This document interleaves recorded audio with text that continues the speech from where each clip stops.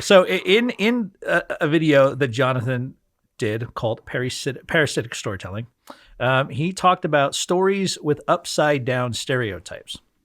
And in this kind of storytelling, he said, the exceptional must be better than the rule, the outsider better than the one inside.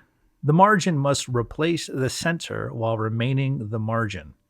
Things become upside down when, by social pressures and strange new taboos, these new counterintuitive stereotypes become an enforced expected norm.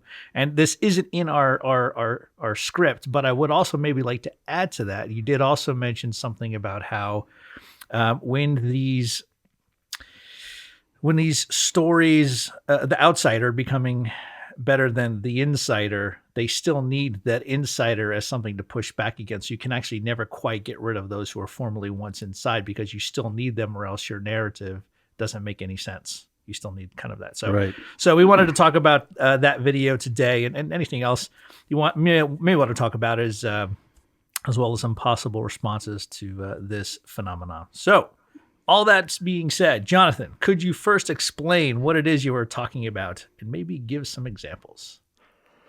I mean, what we're talking about is really, let's say, the end of the revolutionary pattern. You know, the revolutionary pattern has been around at least since the Enlightenment, but it takes a while for it to really seep into culture. And we've kind of come to the point where it's become so ingrained in culture that it has taken over pretty much every discourse and every narrative.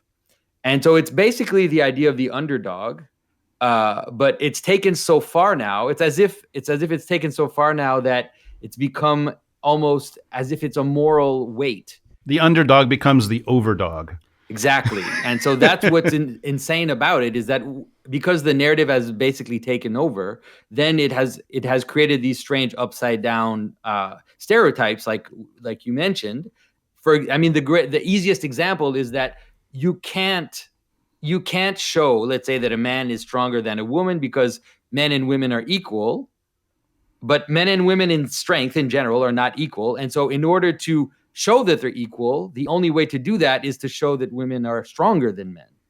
And so it creates a very strange situation where the only place where you can show an unbalance of strength between a man and a woman has to always be in the upside down version. So if you're not going to show that, that's fine. But if you're going to show a relationship of strength between a man and a woman, the woman has to be stronger than the man. And so so it creates these strange upside down taboos where, to show the normal, let's say the normal pattern, is actually frowned upon, and it's almost immoral to do that. Yeah. I noticed this even, so we're obviously we're going to be talking about popular culture and so forth. But I mean, I remember when I was in high school now, which was 30 years ago, I think, Jonathan, you and I are right about the same age. Yeah, I think so. Yeah. When I was in high school, I remember, though, there was this sense of, it was this weird tension, like kind of high schoolers, no one wants to be different. And yet there was a being different kind, like being different was becoming the mainstream. Mm-hmm.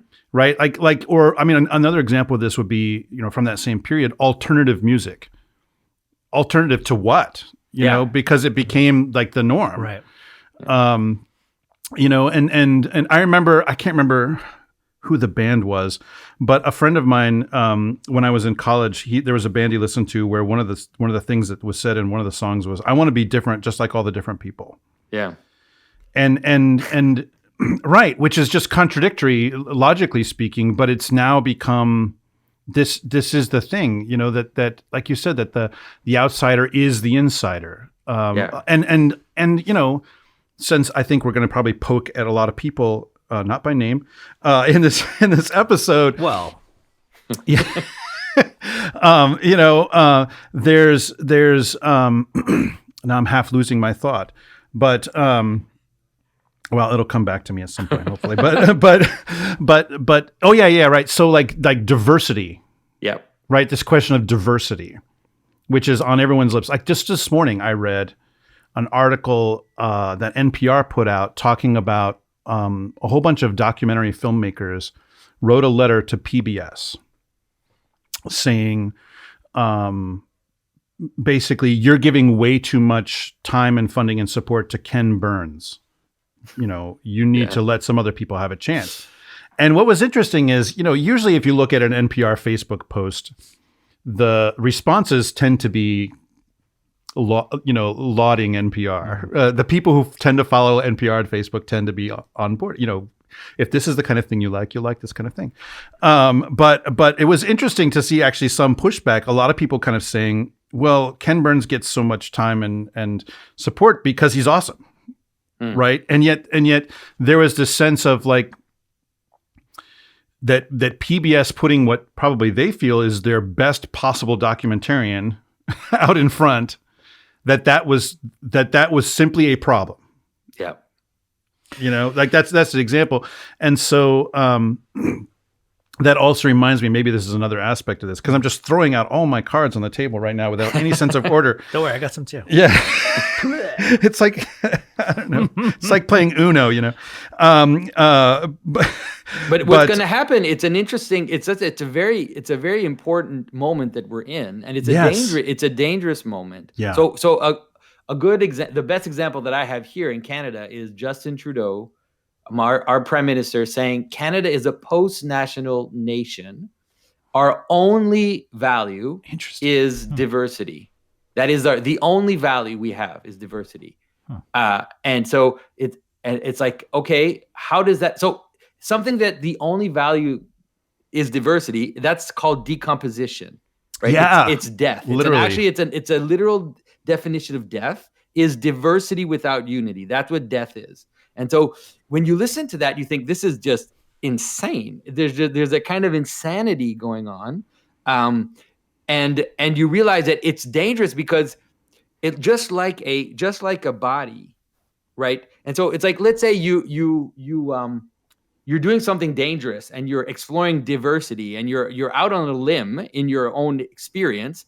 All of a sudden you'll realize that you're playing with death, like you're on the edge of death, and your body just normally is going to react and is going to want to preserve itself. And this happens at the body level, but it also happens at every other ontological level, at higher levels as well. And so if you keep pushing this kind of insanity of decomposition, then at some point there's going to be a reaction, and the reaction will be an intuitive, emotional, identitarian reaction that is not going to be better than this. It's going to be another form of death. Like yeah.